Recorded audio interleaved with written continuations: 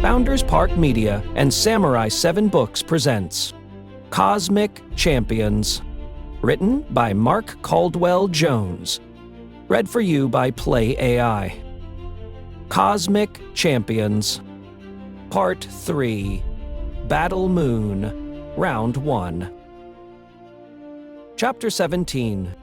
Luna Lifestealer and all 5 members of SPARKLES MODFIA materialized in a swirl of glowing energy, dropping onto a cobblestone courtyard. They were clothed in the basic battle skins they'd worn in the arena. Only Aspie, who carried her Quilodian dagger and some archery supplies, seemed to have any decent weaponry. Miz had one small throwing axe on her hip. Alex rolled over and jumped to his feet. Everyone in one piece? The team, sprawled beside him, reflexively touched their bodies, making sure they were okay. They turned around to scan their new environment with eyes wide as saucers.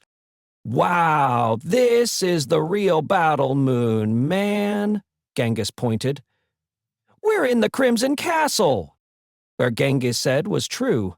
They had teleported into a small courtyard in the center of a literal castle. A marvelous, gleaming mound of red stone that fingered toward the sky like a giant's hand. They'd played in the digital version for years. Now, they were inside an accurate 3D rendering that matched that virtual architecture.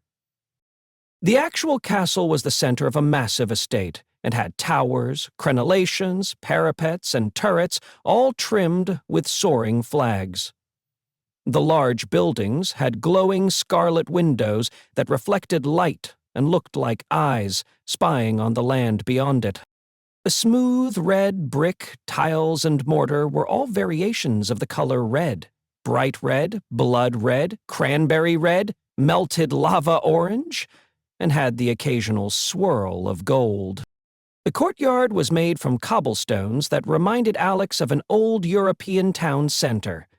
Torches burned on the corner posts, while famous champions battled each other in bas relief on the portico walls. Everything seemed covered in ivy and pink bougainvillea and showed little signs of weathering seen in other, similar buildings. Instead, the structures had an artistic flair to them, as if carved from one stone by man or nature itself. Alex heard a soft creaking sound coming from indoors. Even though there was no noticeable sign of people, he heard the faint echoes of laughter. Each glimpse of the interior seemed to radiate a warm and toasty feeling. The comforting scent of warm cocoa, baked cookies, and hot apple pie wafted on the breeze. Several units behind them, in the center of the courtyard, sat the estate's cornerstone. Inside its stone vault spun the magical heart of the castle, the Crimson Cosmocron. Both the blue and red bases had similar structures. Cosmocrons were the power sources that generated all the magical energy the bases needed to function. The first team to destroy a cornerstone and its Cosmocron won the game. But destroying a cornerstone was a serious undertaking that took strategy, effective attacks, and teamwork. The cornerstone was the most protected area on the grounds, and the castle defenses immediately killed enemies when they approached. Alex admired the Cosmocron and imagined champions battling through the estate to this very spot. Without warning, a disembodied voice boomed from overhead. "Welcome to the game, champions! The battle moon awaits! Fare thee well!" Luna lifted her arm and tapped a square of iridescent fabric along her wrist. Her heads-up display, a holographic window, projected itself above the square. Several tabs of information popped into existence. Most notably, a map of the nearby terrain. Alex knew the map so well, and yet he didn't truly know it. It was one thing to experience something on a 2-dimensional screen, and quite another to be in the real, 3-dimensional world. "It smells like sugar cookies," Genghis laughed. Luna scanned her HUD again. Oh no, this can't be right. Aspie flashed a look of recognition. It was apparent she was catching on to Luna's concern. "If this is the real Crimson Castle, then we just spawned into the wrong base, right?"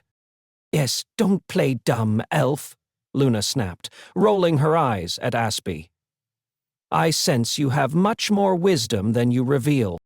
The enemy base? Jed shuddered. You mean we've dropped on the wrong side of the map? Yes, this is bad fortune, Luna said. She was spinning around as if expecting an attack at any minute. But why would the game start us here? Genghis asked. Aspie held up Bonegrin's severed hand.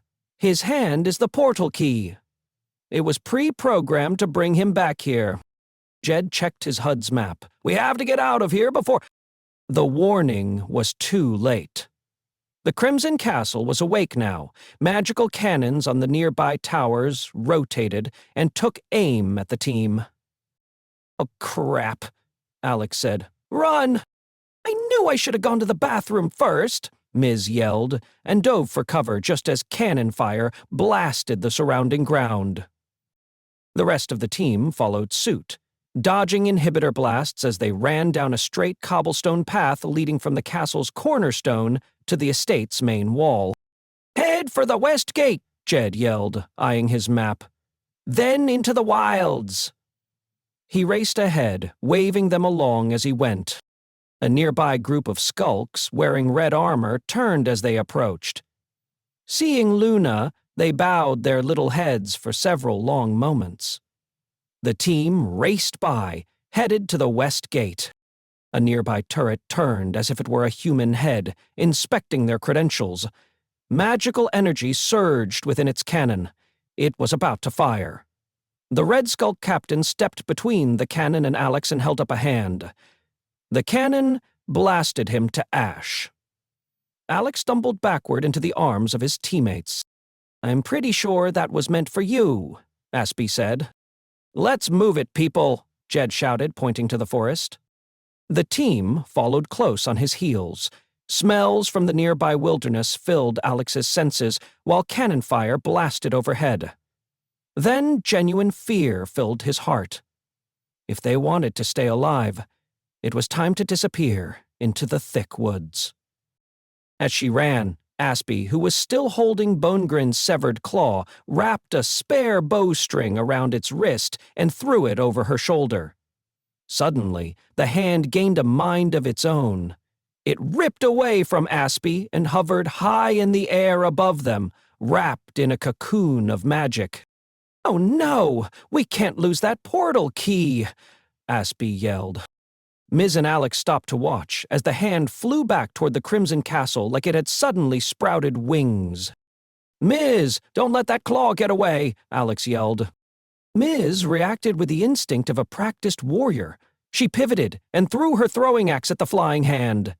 The axe spun out flawlessly, sailing straight for its target.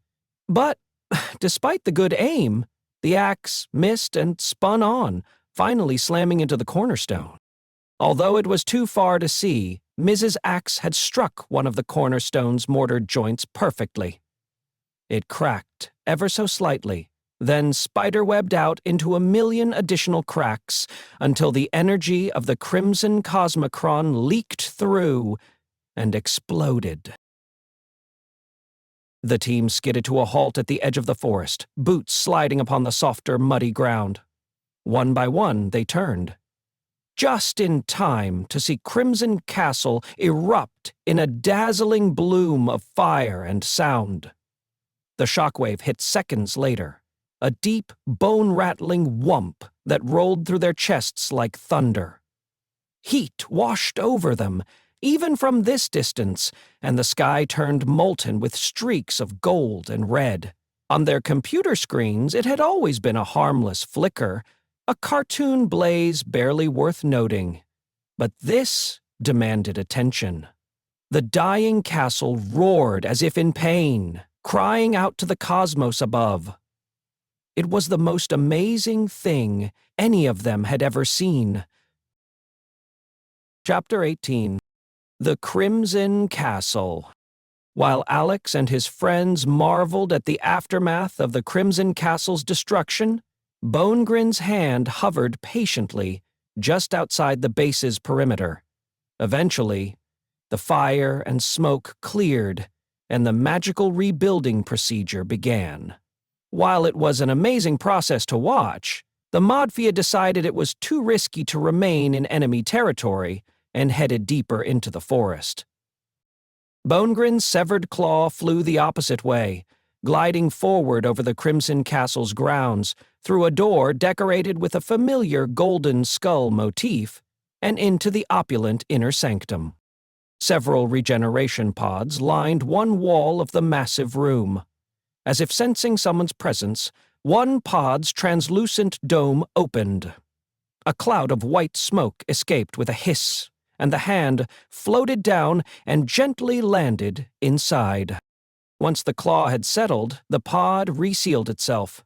Hidden mechanisms whirled to life in the deeper bowels of the strange machine. A set of numbers, familiar to all who played Cosmic Champions, flashed on the pod's display. Bonegrin's regeneration timer had begun. Tentacles of muscle fiber and ligaments grew from the hand and wove together. Soon an arm appeared, then a shoulder. Finally, the champion's wide, muscular torso took shape. This process continued, as if a ghost was knitting Bonegrin Banebreaker a whole new body. The regeneration timer counted down until a chime rang through the castle's halls. Steam hissed as the pod depressurized and opened. Bonegrin climbed out of his strange bed no worse for wear. He was completely whole and alive. He wasted no time making his way to the center of the room, where the largest pod was already opened. The pod's former occupant was looking out the largest window. "Bonegrin," Malvexus said. He took off his opulent golden victor's crown and polished it with the hem of his tunic. "What say you?" "I've done what you asked, master," Bonegrin said, lowering his head in an uncharacteristic bow. "We have found a new team. Yes, the destruction of our base made that obvious. These cowards have struck a killing blow before the game can even begin. Good. I welcome the deviousness of such a challenge. I refuse to suffer this idleness another second." Crimson Wizard skulks with luminescent robes skittered into the room to attend to Malvexus, something that apparently annoyed the champion very much. "Leave me, you sniveling sycophants!" Malvexus spun around, quick as a tiger, slashing and ripping the skulks to shreds, killing them all. A fresh wave of minions paused at the doorway to the room, took in the sight of their brethren's lifeless bodies, and went into full retreat. Malvexus licked the skulk blood off his sharp fingernails as he stepped closer to a window. His fangs gleamed in the moon's light. Bonegrin Banebreaker looked at his leader with pride. "If the inhabitants of the Battle Moon knew you were watching, the entire planet would shake in terror." Malvexus laughed, as it should. Suddenly, the game intelligence spoke. "Stand fast, champions. You have lost the first battle of the game. Round 2 begins now." Malvexus gave Bonegrin a vicious smile, his fangs glistening in the dim light. "Finally, let the slaughter begin." Chapter 19. Elsewhere, the SPARKLES MODFIA raced through the humid wilderness, chased by a myriad of emotions. They were at once scared, exhausted, and confused, but also high on adrenaline, which kept them moving deeper into the heart of the Battle Moon. The beautiful Crimson Castle had erupted in the biggest explosion Alex had ever seen. Then the game intelligence made a wonderful announcement. "SPARKLES MODFIA has won the first round of the game." "Thank goodness," Alex muttered. It seemed the rules on the Battle Moon were following the rules of the Cosmic Champions video game. Each game was an independent double-elimination tournament, with more than one round. The first team to lose 2 rounds lost the game. In Alex's experience, if the opposite team was good, the game lasted at least 3 rounds. But it could easily end in 2. Whether it was skill or sheer luck, they were up by 1. This relieved some of Alex's anxiety. He knew the next round would be much harder, but this fortunate turn of events gave the Modfia time to level up. They needed to understand everything they could about surviving on the battle moon. Whether they liked it or not, it was their new reality. Alex ran past a row of plants, marveling at the wonders of the alien world they now inhabited. He wasn't sitting in his comfortable ergonomic gaming chair, tapping away at a keyboard and rolling a mouse around a desk. This was the actual battle moon, and he wanted to stop and touch the plants, smell the flowers, so to speak, and relish for a moment the experience of living in his favorite video game. Soon he was in a place he recognized. He pushed through the branches of a luminescent fern and stepped out onto a wide, well-traveled road. He twisted his boots in the dark, crunchy gravel while examining the familiar path. He'd been here 1,000,000 times in his avatar form. In game lore, the path was called Deadman's Road. It cut across the Battle Moon map, stretching diagonally from one base to the other. Arriving here triggered a debate within himself. One part of Alex felt the impulse to turn left and run east toward the Crimson Castle. There, he'd find the battle and engage his new enemies. Attack a tower. Kill a squad of skulk minions. In other words, he could play the aggressive game he'd always played. The other, more logical side wanted to turn west and lead the team to the Sapphire Sanctum, where he believed they would be safe enough to hide and rest. They'd been traveling for hours, and everyone was exhausted. He stood on the edge of the road, looking this way and that, debating their options, until Luna jerked him back into the cover of Warwood Forest. The team was resting under the thick limbs of a black pine. Your team isn't trained well enough to survive the road. Remember, this is the real battle moon. You can die here. If this is the game I know, we're not really safe anywhere. Alex shrugged. But I agree, we're not ready. He checked his HUD. Everyone on the team had a level in single digits and low health and manner. No wonder they were tired. We should head to the blue base, Aspie said. In the game, there's a player portal there. We can use the portal key and get home. Luna raised a finger. That is an acceptable strategy, Elf. The portal key can be passed to a new herald, but it must be done at one of the bases. Let's do it. And along the way, we could train and think, eat, and rest, Ms. said. I'd kill a man for a fruit smoothie right about now. Alex realized in that moment that no one knew the portal key was gone. Aspie had just assumed Mrs. Axe had stopped it, and he'd retrieved it. That worried him. He caught Ms. examining his concerned facial expression. We have the portal key, right? Ms. asked. Yeah, I got it. Stuffed it in here. He held up his small leather backpack. He flushed. Why was he lying? It was like he couldn't help himself. Jed slapped Alex on the back. Well, we can't go back to the Crimson Castle, so we hike on to the Sapphire Sanctum. Genghis was all smiles. I can't wait to see it, man. Blue is my favorite color. It seems the Sanctum is the best place for your team, Luna agreed. I'm not sure I will be welcome there, but it would be much safer for the 5 of you. Alex nodded and raised a finger. I need to take a quick pee break. Excuse me? He pushed through the thick cover and walked several units into the forest. He foraged in the brush and came up with a broken tree limb about the length of Bonegrin's missing hand.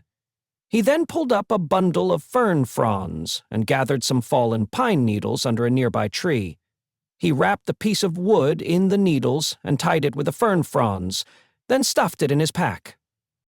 He immediately felt as low as the worms wriggling in the dark earth below him, but he was sure this was necessary. The team wouldn't make the trek to the blue base without the hope of going home. They needed to believe it was still possible. And maybe it was, he reasoned. knowing somewhere deep down that it was a lie he was telling himself to justify the deception. He tried to think about better things as he made his way back to the group. After about 10 minutes, everyone was ready to resume the journey. When they were back on their feet, Aspie approached Alex. "I can take the portal key," she said. "My avatar normally carries a heavy quiver anyway. I need to practice hiking with something on my back." Alex agreed and handed the bag to her. She glanced inside and sniffed the contents. "Pine needles." Alex shrugged. "I thought it would cut the smell." Aspie nodded, put the pack on, and joined the team as they headed deeper into the wilderness. Alex prayed she wouldn't investigate it further. "We should follow the lane west," Jed suggested, pointing at the horizon. "Skirt the edge of the road so we don't get lost. That'll also help us steer clear of all the nasty beasties we want to avoid." No one argued. Jed was the team expert on this part of the map, but they decided Luna would take point since she had the most experience. Jed was next in line, then Aspie, Alex, and Genghis. Ms., who normally led the way, protected their rear. Despite being low on energy, Alex noticed most of the team seemed relaxed. They were content, but wary, since the occasional blood-curdling howl of some distant monster set them on edge. That somehow made him feel better about what was in Aspie's pack, and he put it out of his mind. That problem would deal with itself when they made it to the Sapphire Sanctum. "Hopefully we'll survive long enough to see this whole wonderful world," Aspie said, talking to no one in particular. She picked a flower, smelled it, and put it in her hair. She continued walking forward, scanning each and everything in front of her, like a kid on Christmas, trying to decide what present to open. Despite the obvious dangers, Alex had never seen her or any of the team so happy. Chapter 20. An hour later, the SPARKLES MODFIA had made it into safer territory. Deadman's Road, which they were still following, had changed. The gravel and dirt gave way to blue-tinged paving stones. It was a sure sign they were nearing the Sapphire Sanctum. If it was running correctly, then the game intelligence should be able to identify the Modfia as the new blue team assigned to battle the reigning champs on the red team, a group called the Griefers. But all of this was a theory that wouldn't be tested until they approached the perimeter of the Sapphire Sanctum, or one of its defensive towers. If they were not attacked, they could take up residence in the blue base and figure out what to do next. After walking another 10 minutes, they crossed the Regolith River and stopped near the bank to rest. While they traded turns with Luna's canteen, a small furry creature peeked out of the dense foliage. It stared at them, panting and wagging its bushy tail. "OMG, look at this cutie!" Genghis cooed. "It's a cat." The team circled around him as he knelt to pick it up. "Genghis, that's no cat. I swear, dude, you are animal blind," Jed laughed. It was true, Genghis seemed to have an inability to identify animals, especially dangerous ones. "Still, that has to be the cutest dang puppy I've seen in a while," Ms. said. "Hold on, let me get a pic." She reached around and felt for her smartphone. It wasn't there. "Never mind," she said, sounding deflated. Alex reached for his as well. It was also gone. In fact, it was the first time he realized he had nothing from the real world with him in the game, nothing that anchored him to home. It was bad not having his phone. He felt naked. But it was worse, considering it didn't really matter. What was there for him back home? Boring school classes he was failing, a dead-end job and a sadistic boss who hated him, and a home that was sometimes more unpleasant than his terrible job. Maybe this was why he was lying about the portal key. Everyone else wanted to go home. They had a reason to. He didn't.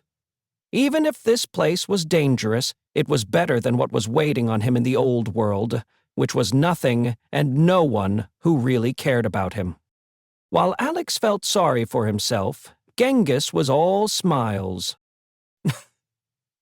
See, guys, if you just keep your third eye aligned with your universal chakra, life presents you with wonderful gifts. It just proves this place can't be that bad. Alex couldn't help but smile at his ever-cheerful friend. He tried to shake off the sudden depression and focus on Genghis and his new pet. The team was having a happy moment. He didn't want to spoil it. Plus, the little furry guy was a lot like his dog Dingo. Yeah, this was for sure a dog of some kind. No, not a dog, too big for that. Something else. Everyone froze when they heard several low, guttural growls from more animals lurking a few units away. Genghis, drop the dog, Alex whispered. But it was too late. Two giant wolves stepped out to guard their pup. They were snarling viciously. Genghis saw the creatures and went pale. He swallowed hard and lowered the puppy to the ground like it was a bomb that might explode at any moment. Okay, little guy, go back to Mommy and Daddy. When Genghis stepped back, the puppy seemed upset at being abandoned. He turned on Genghis, whimpering. Oh boy, Jed muttered. A rift wolf just imprinted on Genghis. We need to get out of here, Luna said. 3 more similar snouts poked through the nearby bush. Very large snouts, very snarling snouts, which brought the count of dangerous animals to 6. 5 adult-sized rift wolves, and 1 cute puppy, sniffing the air like they'd found their next meal. Rift wolves. 200 experience points and 75 gold if slain. Aspie froze and stared blankly at the creatures while she recited the monster's stats. Was she in shock?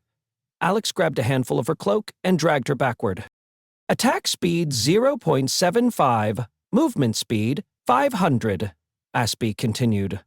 1 good swipe of a claw could easily hit you for 500 damage.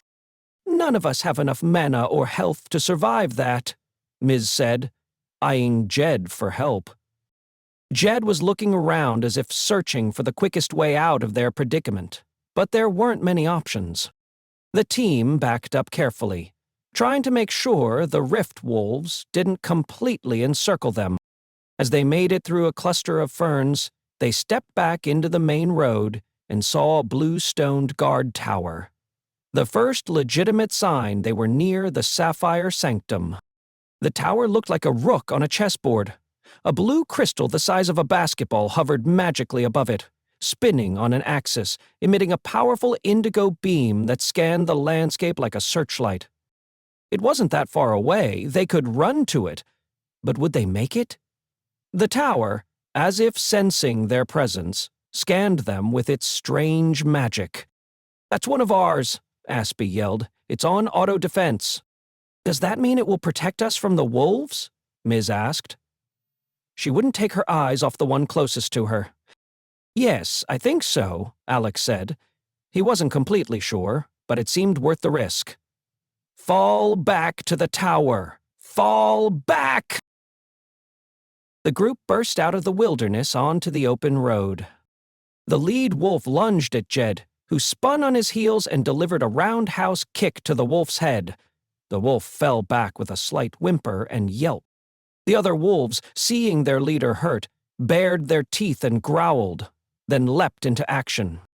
Thankfully, the team was already running for their lives straight to the tower. The wolves nipped at their heels. When they were within firing range, a bolt of blue energy shot from the tower's power stone, out across the lane, over the heads of the team, hitting the lead wolf. The animal disappeared in a blinding blue flash. A shriek echoed from where it had once been, and a cloud of charred wolf exploded like a dusty firework. The scent of burnt fur wafted down the road. "Thank goodness," Genghis said, yelling over his shoulder. "It's not firing on us." "I guess that settles it," Aspie said. "We're officially the blue team now." The team cheered but kept running while the tower showered the ground behind them in magic blasts. The wolves skirted the road, weaving in and out of the brush, continuing after the team. New wolves joined the chase, replacing those that had been killed and growing the pack. Suddenly, the tower stopped firing and scanned the environment again, as if it had lost its targets. "Hey, you laggy stack of bricks," Ms. yelled. "Peel that tree line apart." The sapphire gem seemed to blink, as if squinting its magical eye, then opened up. A barrage of brilliant blue cannon fire blasted the tree line, and another rift wolf disappeared in a burst of singed fur and ash. Two wide doors creaked open as the team closed in on the tower. Dim light shone from within. "Quick, everyone!" Luna yelled, pointing at the entrance. "Get inside!" The team rushed to the doors, but as they did, one rift wolf leapt up and grabbed Jed by the ankle. He screamed. Ms. turned on the wolf and kicked it in the head. The wolf yipped and let Jed go. At the same time, a second wolf attacked Aspie. The wolf's jaws snapped at her arm and missed. Another one lunged and snapped at her neck. Aspie juked left, then right. The wolf clamped down on her pack and tried to jerk it free. Aspie turned and caught one dangling strap as it slipped away, and suddenly she was several units from the threshold of the tower, playing tug-of-war with a vicious rift wolf. "What are you doing?" Luna yelled. "Let it go." The rest of the team had made it just inside the doors, which were automatically swinging shut. "Come on, Aspie!" Genghis yelled. Aspie finally gave in. The wolf snatched the pack and scampered out into the middle of the road with its prize, dodging further blue cannon fire. Aspie slipped inside the doors just as they banged shut. Safe at last, everyone sat down, trying to catch their breath and calm themselves. That is, everyone except Aspie, who was worried sick about what they'd just lost. "The portal key," she muttered, turning to find the stairs. "We can't lose the portal key." The team followed her as she bounded up the steps, climbing several levels until she found a large window with a good view of the road. They arrived just as another blue flash of energy shot out and incinerated a rift wolf. Some of the remaining animals were sniffing at the pack. One picked it up, as if it might drag it toward the forest. Nutsacks. I'd forgotten all about that. Ms. hovered behind Alex, staring at him suspiciously. "Hey, look! Weapons!" Jed swept his finger across the tower wall. There was an array of ancient equipment, covered in dust and cobwebs, stored there. Suddenly, Luna was moving past everyone. "By the Daedrum sun! I'll get that key." She leapt out of the window and back down into the road. Luna. No. Alex couldn't believe what he was seeing. The wolves had been content to retreat into the jungle. When the alpha wolf saw Luna, it reversed course and the pack followed. Luna paid no attention to the threat and continued running for the backpack. The rest of the team decided to help her. Alex was horrified. "No, guys, get back in the tower. I've got this. Luna and I can get the pack." He jumped down onto the road. The team didn't listen and jumped down with him, most of them racing past, determined to help Luna. Ms. had found an old warhammer. Jed had a rusty shield, and something that looked like it had once been a spear. Aspie had her dagger at the ready. Genghis stayed behind, trying his best to boost their mana levels with the few low-level spells he could conjure. Meanwhile, the wolves were salivating, thinking they'd just got a second chance at dinner. The alpha wolf stopped and howled, as if calling for backup. Ms. turned and confronted the sapphire tower again. "Hey, blue bricks! Protect those badass champions out there!" She pointed at her friends. The tower rotated its cannon and aimed where Ms. had pointed, firing like a magical Gatling gun. Blue laser fire strafed the road ahead of Luna. Luna skidded into the nearest wolf like a baseball runner might try to steal a base. She knocked it over and grabbed the pack with one beautifully fluid movement, then hurled it to Aspie. Aspie grabbed the bag as it tumbled into her path, then quickly threw it back to Ms., who was now behind her near the tower door. Unfortunately, now the remaining wolves had surrounded Aspie, Jed, and Luna. One wolf had clamped down on Luna's ankle. She was kicking it in the head with her other foot. Alex lunged into the fray, brandishing the rusty sword he'd found hanging on the tower wall. He spun around and brought his sword down on the Alpha for a devastating blow. The wolf's jaws snapped once before its head left its body and flew off, bouncing and rolling like a soccer ball down the middle of the road. Seeing the Alpha killed so dramatically made the other wolves scatter quickly. Alex grabbed Luna and with the help of the rest of the team carried her back to the tower. When they were back inside, Ms. handed Aspie the pack. Aspie anxiously pulled out the bundle, hoping to find Bonegrin's hand, and immediately realized it was a fake. She gave herself a dope slap. Of course, the hand has been gone since we entered the wilderness. I was so stupid to think otherwise. What? That's not right. Alex has been guarding it the whole time, Genghis said. No, he was lying, Ms. argued. She was an angry tiger about to pounce. To make us think we still had a way back home. Tell her that's not true, Garcia, Jed said. He pointed the rusty spear at Alex's chest. Alex slapped the spear away, shrugged, and turned to look out the window. I didn't mean for anyone to get hurt. And I didn't mean to lie, I just kinda forgot about it. He knew the excuse fell flat. But what else could he say? He didn't really have a reason, other than not wanting to disappoint everyone again. The entire team circled around Alex. They looked like they wanted to throw him out of the tower. Genghis held up his hands. Hold on, guys. I'm sure there's a better explanation. Genghis, why are you defending him? Jed shouted. This jizzhead lies to us about everything.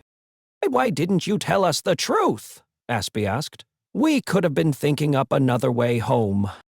I don't know why. I just didn't want you guys to be mad or upset again. I'm sorry, okay? Miz was in his face. I'm so dang disappointed in you, Garcia. How can any of us trust your sorry butt again? She stormed into one corner and sat down. Just remember you're still fired, Jed added. We don't want a leader that lies. Genghis looked sheepishly at Alex. You just forgot? I knew everyone would freak out and get depressed, Alex muttered. Since I got us into this mess, I thought I should be the one to find another way home. Oh, here we go again. No one's as good as you. You're the best player, the smart one, and we're just your sidekicks. Is that it? Jed sneered. If you guys want to hate me, fine, go ahead, Alex said, waving his hands dramatically. If Espy wants to be the permanent leader, she can decide what we do next. But I bet she just freezes up and leaves us hanging.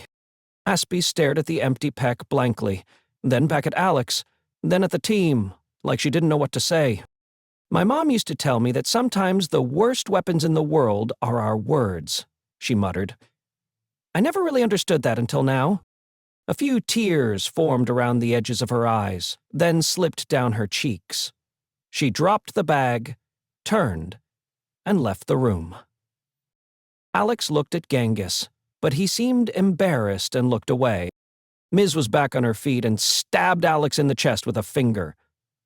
You're such a tool, Garcia. I swear to Beyonce, you're about to get choke-slammed. Then she followed Jed, who was already chasing after Aspie. Luna watched everyone for a beat, wincing because of the pain in her new wounds, then closed her eyes as if she might sleep. A terribly awkward silence fell within the tower. Alex felt horrible. Despite being surrounded by his team and a new world of unexpected wonders, once again, his main experience was the cold, haunting feeling of being completely alone. Chapter 21. Over the next many hours, the team explored the tower and tried to settle in for the night. According to the game, 4 defensive towers, 2 for each team, existed along Deadman's Road. Each tower was an integral part of the Cosmogrum network. Being spaced many units away from the main base, the towers served as lookouts and early warning systems. Since most games started with waves of offensive skulks, the towers mainly defended against those early attackers. Perhaps like all military outposts, the accommodations were meager and only meant to be of practical use. It was dusty and cramped, and all the weapons were rusty. Low-level versions of the better ones the team preferred. Still, Alex was glad to have a sword, and the rest of the team seemed equally pleased to have found some usable loot. The tower basement was home to only a handful of skulks. The dour little blue gremlins activated upon arrival.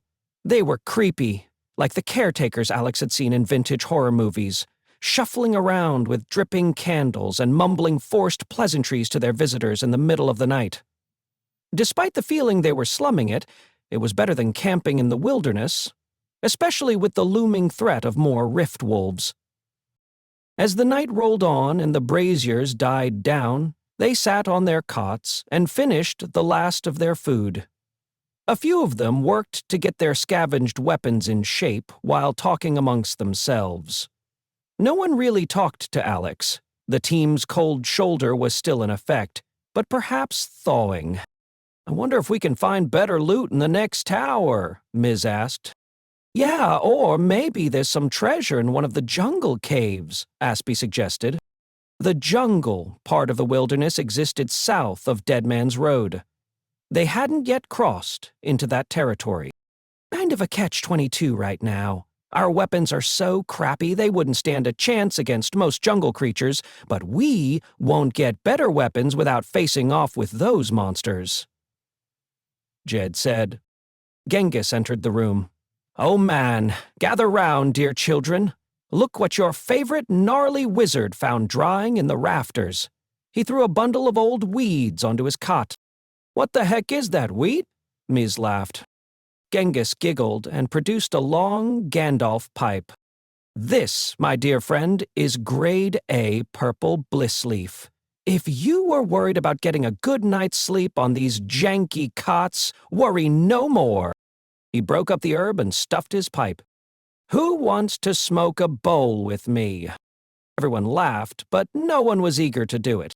"Genghis, you're nuts. You have zero intel on what you are smoking. That stuff may fry your brain."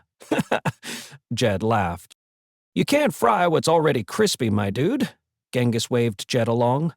"At least join me on the balcony while I partake. The night air will do us good." Jed and Alex agreed, and followed Genghis up and out to the top balcony, which gave a good view of the eastern horizon. Soon, the rest of the team had joined them.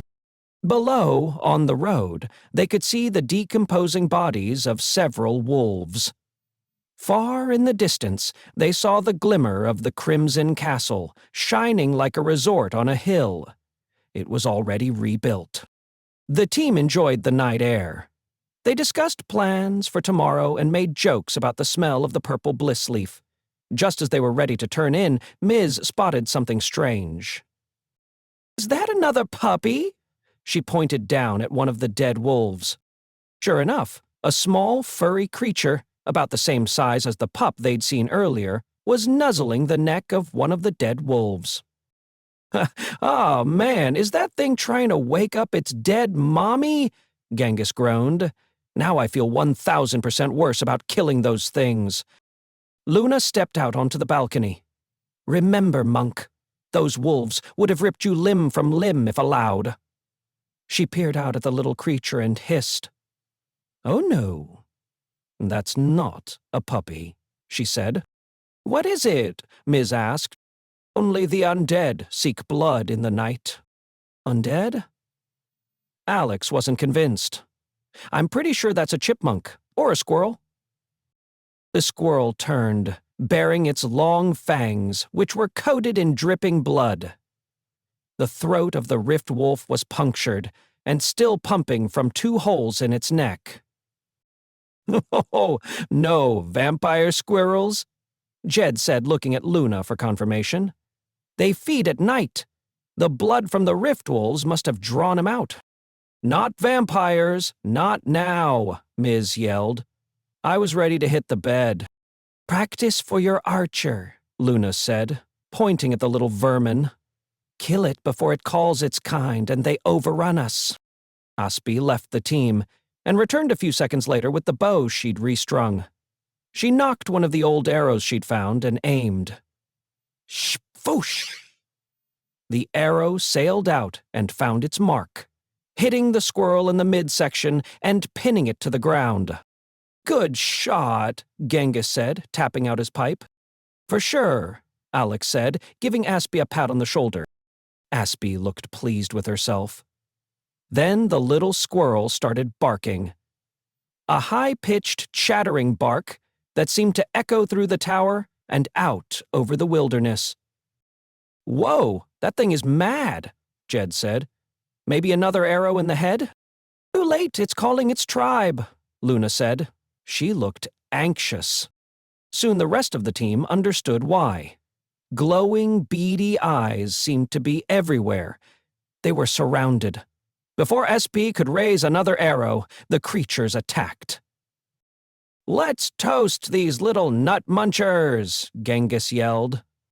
Using his pipe like a magic wand, he enchanted one of the few spells at his disposal, a level 1 protection ring.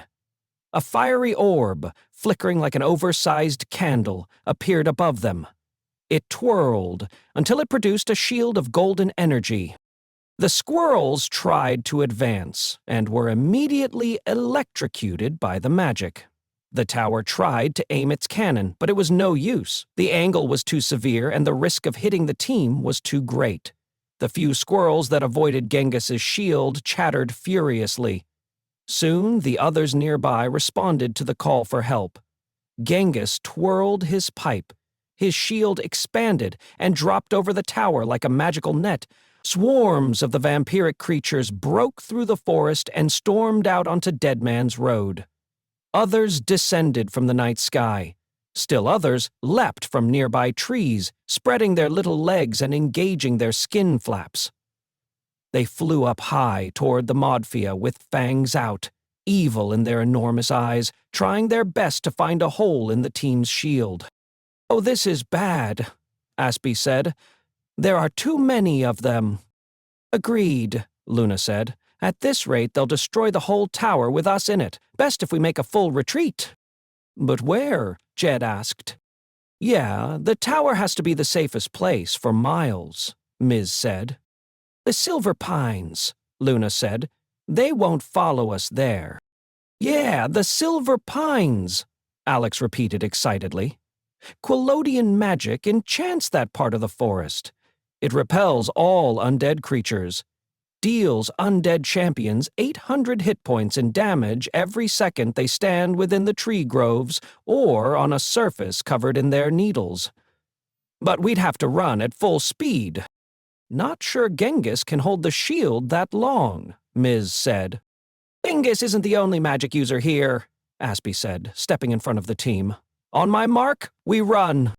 Aspie raised the small bow she'd restrung. The wood was so ancient it was failing, but no matter. She didn't need distance, she just needed the arrows up in the air. In quick succession, she shot 2 trick arrows that exploded into a shower of tinier, sparkling darts, killing most of the squirrels in melee range. Some squirrels outside the perimeter were pinned to the ground by their paws and tails. Undeterred, the undead rodents viciously ate through their own appendages and scurried forward. "Run, everyone!" Aspie shouted. "Run now!" Aspie shot a 3rd arrow as she jumped from the balcony. The sparks fell like a shower of fire, clearing a path into the forest. Ms. was next out of the tower and, for the first time in the game, used her epic power. One of the rusted battle axes she held came alive, spinning like a magical circular saw. When she hurled it at the squirrels, they disappeared in a cloud of fangs and fluff, giving the impression that a group of stuffed animals had exploded in the middle of the road. Genghis dropped his shield, and the rest of the team leapt off the balcony and onto the road. They disappeared into the forest, hoping against hope they could make it to the Silver Pines. Chapter 22. The next morning, the team woke feeling well-rested and grateful. The retreat into the Silver Pines had scared off the vampire squirrels, and once they were deep enough into safe territory, they had made camp and bedded down for the night. After breakfast, it was decided they would continue toward the Sapphire Sanctum by traveling west through the northern wilderness and then to the famous Mana Lake. When they were ready, they left the Silver Pines through a narrow canyon they found was easy to traverse. Soon they could hear a stretch of the Regolith River echoing in the distance. Chilly gusts of frosty air swept down from the north. Occasionally, pairs of ash ravens clucked and clicked as they flew overhead. While they hiked, they tested their new skins, skills, and weapons. They teased each other about their transformations and dabbled with powers they'd never really mastered in the game. The reality of manifesting spells and using weapons took more skill than clicking a keyboard or moving a mouse. As time passed, each of them gained more experience points.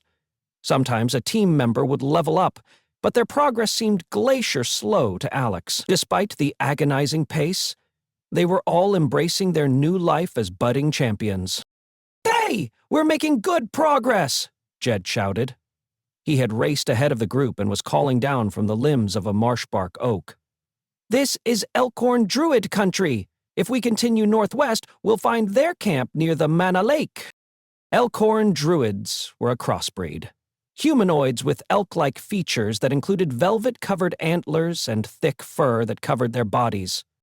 "We haven't leveled up enough to take on any of the Elkhorn," Aspie said. "We'd better avoid their camp." The team stopped to take a break and considered the problem. "The only way we level up is by challenging higher levels, right?" Ms. asked. "Maybe we should take the chance. Pick off any druids that want to fight us?" "Listen to the elf," Luna said. "You lack the skill necessary to make war with the druids. Luckily, I've defeated their leader, Witch-Eye Mosshorn, in battle many times. Because of this, I am respected in their community." "What about the rest of the team?" Alex asked. "Can you vouch for us?" "They often welcome strangers seeking trade. We'll offer them some loot for safe passage. But what do we have that's of any use to them?" Genghis raised a hand. "I know. Any healer worth his salt loves Silver Pine. The needles ward off dark magic." "That's not a bad idea," Luna nodded. Genghis looked pleased. They had all stuffed their packs with extra needles in case they ran into more squirrels. "If they'll let us pass through," Jed said, "we should follow the lake's shoreline south as it bends back toward Dead Man's Road." "Good. I'd prefer traveling on an open road more than continuing this baby-leveled slugfest through the wilds," Ms. said. She slapped her neck, killing an annoying fly. Luna shook her head. "Traveling on the open road is not advisable. It will reveal your position to the griefers." "That's a glorious name," Gengi said. "Who are these cool grievers anyway?" It seemed he had missed Luna's earlier warning entirely. "I'm speaking of Bonegrin and Nightbane and the rest of their team. Your enemies. Why do you think they recruited you? You're nothing more than easy prey, fresh meat for their deranged leader who demanded they seek out new players to torture and murder viciously." "The griefers pride themselves on pounding the bones of their enemies to dust," Luna said. "They insist on making all their adversaries suffer excruciating pain. To them, killing is the game." "Far out, man," Genghis said, lighting up some of the purple bliss leaf. "But very creepy." Luna moved past Alex and hooked a thumb at Genghis. "If your healer smokes any more bliss leaf, he'll likely float away." "I sure as heck hope so," Ms. joked. She grabbed the pipe from Genghis and took a puff, which led to a coughing fit. The smoke was too much for her. "Wow, what's in that anyway?" "Dreams, druids, and dankness," he joked, giving Ms. a bug-eyed stare. A quick burst of giggles ran through the team, and they got up and started hiking again. They continued walking for some time and eventually came out of the canyon into a denser grove of marshbark oaks. When Alex noticed the sun falling, he stopped everyone and suggested they set up camp. "It's getting dark. We need to find a safe spot to spend the night." "There's a tree line up ahead," Jed said, pointing west. It would give us protection from the wind and hide a fire if we make one. Everyone agreed, and when they selected their camping spot, Genghis set up some wards around that area. Ms. chopped up some firewood, and Alex built a fire.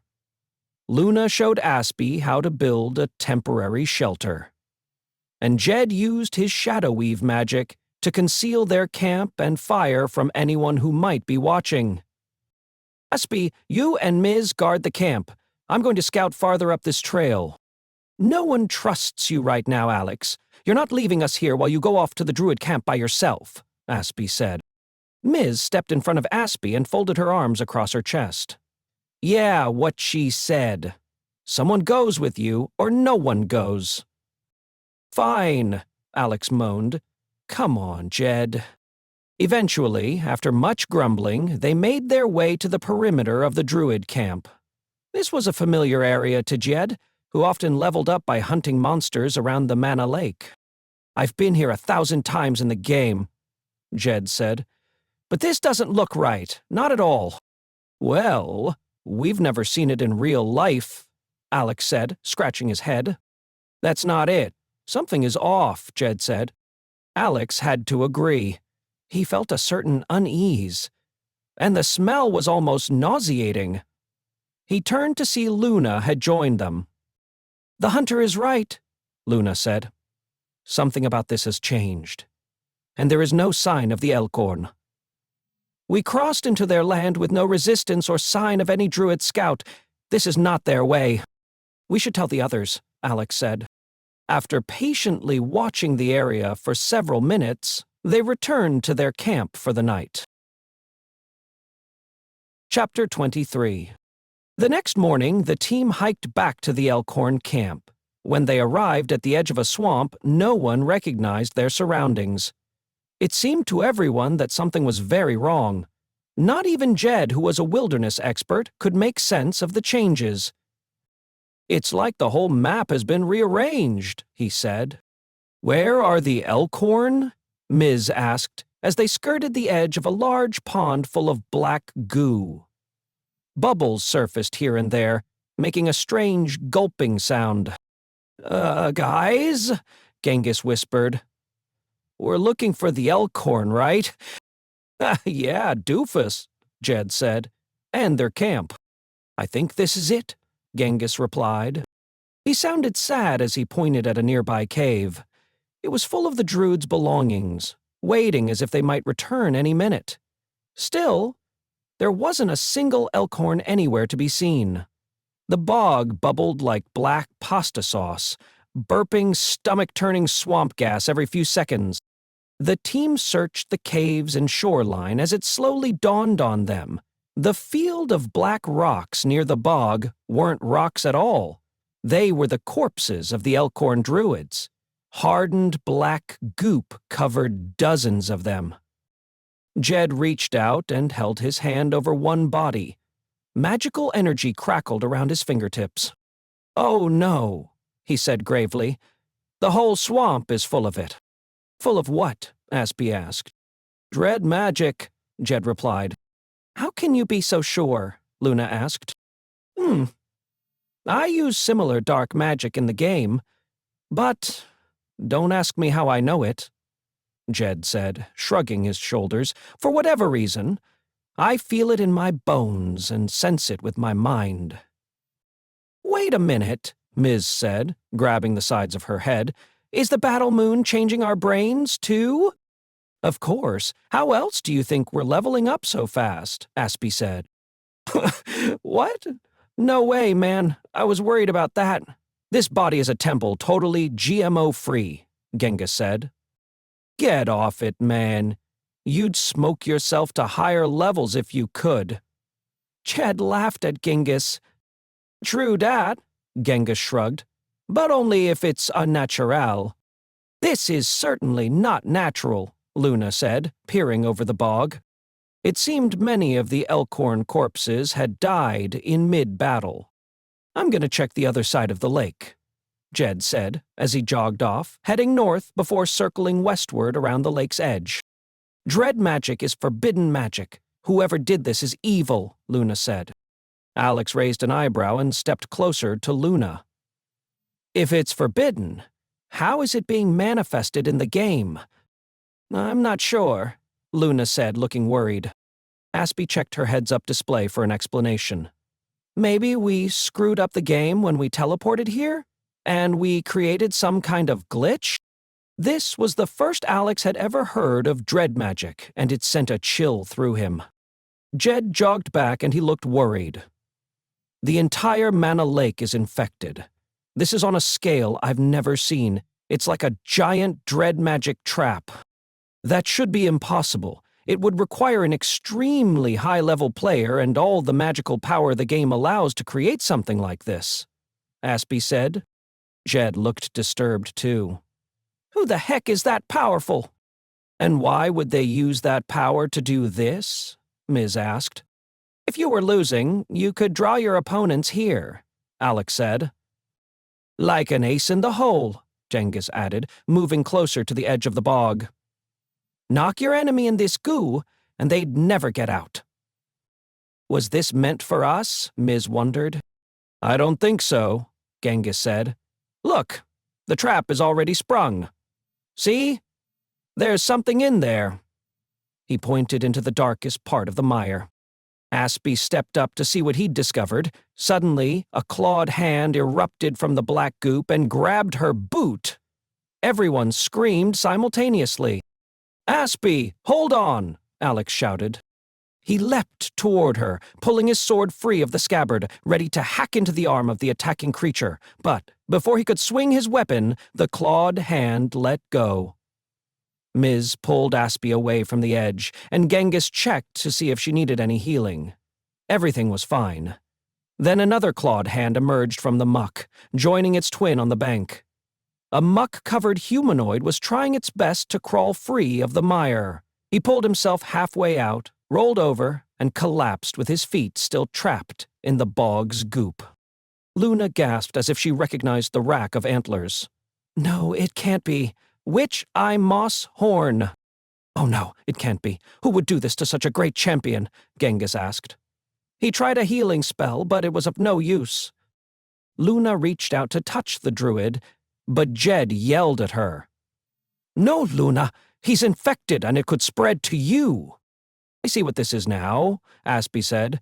The druids aren't dead. They are in some kind of stasis spell. Aspie is right, Genghis said. Stepping up, he put his hand on Luna's shoulder, comforting her. My magic can sense it. They are near death but not dead. All of their mana and health are depleted, but they are unable to respawn, Ms. said, suddenly understanding the situation. Yeah, a terrible kind of limbo, Alex added. Like bog wraiths, Aspie said. They're only mentioned once in the oldest lore. In fact, I thought they'd been written out of the game. We have to get Mosshorn out of there, Luna said. He's a fellow champion and doesn't deserve this horrible fate. If you touch him, you'll be in the same situation, Jed said. I'm not sure what could save him now. Jed waved his hand and cast a blast of shadow weave magic that lit up every part of the bog. It glowed a shimmering purple like a psychedelic poster under a black light. Look! There must be hundreds of champions in there. The team let out a collective gasp. It wasn't just the druids. The entire water feature, which had been a pristine body of mana-infused water, was filled with entombed creatures and champions. Now I get it, Aspie said. Usually, this lake is a pure reservoir of mana. It powers much of the regular magic on the Battle Moon. Now someone has corrupted it. A twisted but genius move if you want to power a dark spell.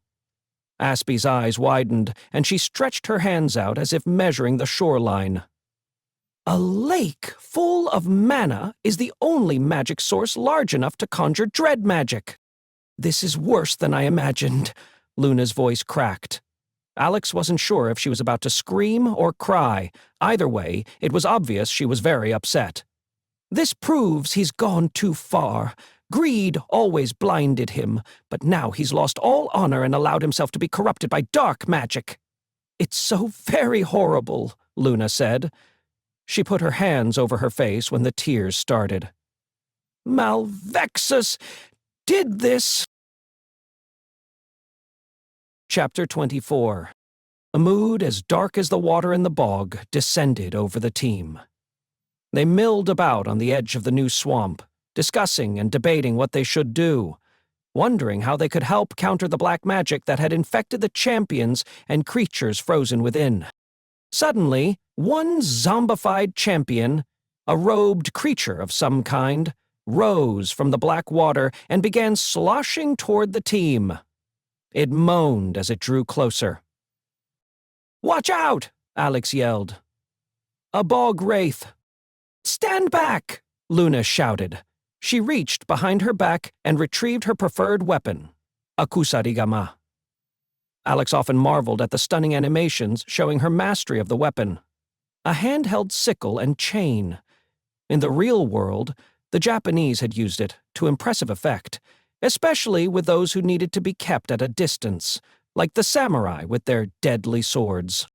Luna moved her body and swung the chain with the skill of a dancer. The technique seemed more like gymnastics than a tactical move, something Alex didn't understand but respected. However, this time the bog wraith saw it coming and threw up a defensive spell. The weighted end of Luna's chain, called a fundo, was absorbed into the wraith's magical shield, where it froze in mid-air.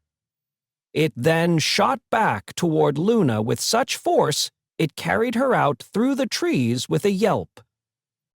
"Holy crap," Jed whispered. "This thing means business." He was hiding in the shadows near the shore, hoping to flank the wraith. But the wraith was ready for him. It flexed, and black pointy spikes popped out, giving the creature the look of a porcupine. This surprise defense forced Jed off balance. The wraith turned quickly and swatted Jed into the woods. He landed only yards from a still-stunned Luna. "You shouldn't have done that, you bony mother trucker," Ms. shouted. "If you aren't already dead, you're gonna be." She lifted her axe, which buzzed with mystical energy. Her normal weapon was a similar artifact of immense power that required a noble alignment to wield. This axe was a poor substitute, but she forced as much mana into it as possible and attacked. The bog wraith blocked her first swing. The impact reverberated back through the handle, knocking Ms. down. She righted herself, planted her feet, and hurled the battle axe like Thor might throw his hammer. The wraith screeched and ducked, narrowly missing the axe, and somehow caught the handle. Then it used the weapon's own centrifugal force to spin it right back at Ms., who dove for cover as the axe sailed over her head. Aspie wasted no time sending a massive volley of arrows into the air. The wraith looked up at them and seemed unimpressed. It flung the cape around itself, and in the process blew the arrows back at Aspie, trapping her in her own magical attack. The wraith slogged through the bog, made it up on the bank, and turned north as if it meant to escape. Instead, it ran right into a sword. "Going somewhere?" Alex quipped.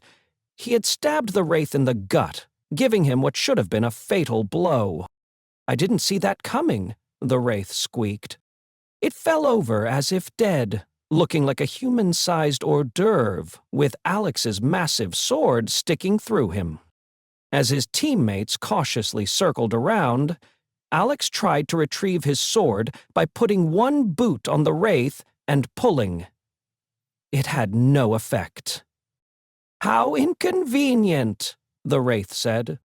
Everyone jumped several feet back, each taking defensive stances or cursing or both. Alex jerked at the sword, this time more out of reflex, not knowing what else to do.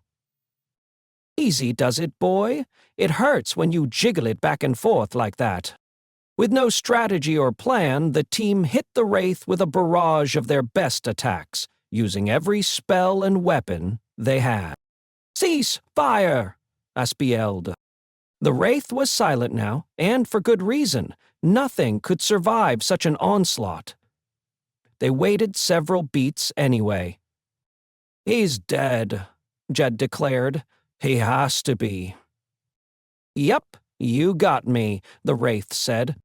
The team attacked again, in unison, blasting the Wraith with another round of devastating magic, mainly out of stunned reflex. How the HE double hockey sticks was this thing still alive? "Ouch! Okay, I give up. I'm very, very dead. Please put away your weapons." The Wraith rolled over on his side like a dog showing his vulnerable belly. He lay on the muddy bank as still as possible, no longer displaying any threat. "Who are you, creature?" Luna demanded. "Reveal yourself." "Most certainly," the Wraith said. "But would you first kindly take this old rusty sword out of my liver? Talking would be much easier without this thing sticking through me." Alex stepped closer, cautiously. He grabbed the hilt of his sword and pulled it out. Gently at first, then roughly, wiggling it on purpose and stabbing it up and down a few more times for good measure. He hoped inflicting some final damage might permanently incapacitate this creature. "Yes, okay. Not very efficient, are you, young man?" The Wraith growled at Alex. "Thank you very little," he said, when the sword was finally out. At last he stood up to face the team, who backed up yet remained shoulder to shoulder in a defensive stance, ready for another attack. The Wraith reached up and pulled back its fearsome cowl. Luna was stunned. "Game Master," she gasped. "By the cratered moon, we had no idea." "Ah, so you've heard of me," Game Master said. "Marvelous." The old man seemed delighted.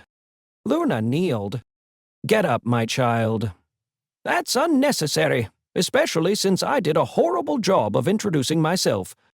"Luna, who the heck is this old geezer?" Ms. asked. "This honored one is no geezer, nor merely old, Earthborn," Luna said, remaining on her knees. "More like eons of ancient. One of the first, one of the most high, the cosmomancer of the battle moon." "The last of them, I fear," Game Master said. He waved his hand like a wand, and a magical regeneration cocoon wrapped around Witch-Eye Musshorn.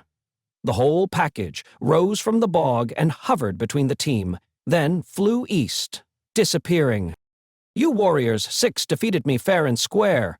Now, I offer my friendship and wisdom in exchange for your help restoring the game." "And how would we do that?" Genghis asked. "Wonderful. I hoped you would offer your assistance," Game Master said. He grinned, showing a beautiful set of pristine white movie star teeth. "Wait a minute, Grandpa, we haven't agreed to anything," Ms. said. She raised her axe. Jed put his arm in front of her. "Let's hear the offer before we kill him again." Game Master tapped his perfect teeth with a dirty fingernail. "Offer? Do you mean terms? Game rules? That's quite simple, dear players. If you help me get the game back in order, I will help you get back home." The team looked at each other. No one offered any argument or protest. "I'll take that as a yes," he said. Everyone nodded in agreement. "Excellent! Now brace yourselves. This is going to hurt." He clapped his hands, and the force of the clap reverberated out like an explosion. The blast instantly killed the entire team. They fell dead at Game Master's feet, and after a few seconds, disintegrated in a swirl of magical energy. That concludes Part 3 of Cosmic Champions. Please like and subscribe, and follow this channel to get the next installment of this exciting story. Visit Mark at JonesMarkC on all the socials for additional information and links to other free audiobooks and the next book in this series. Thanks for listening.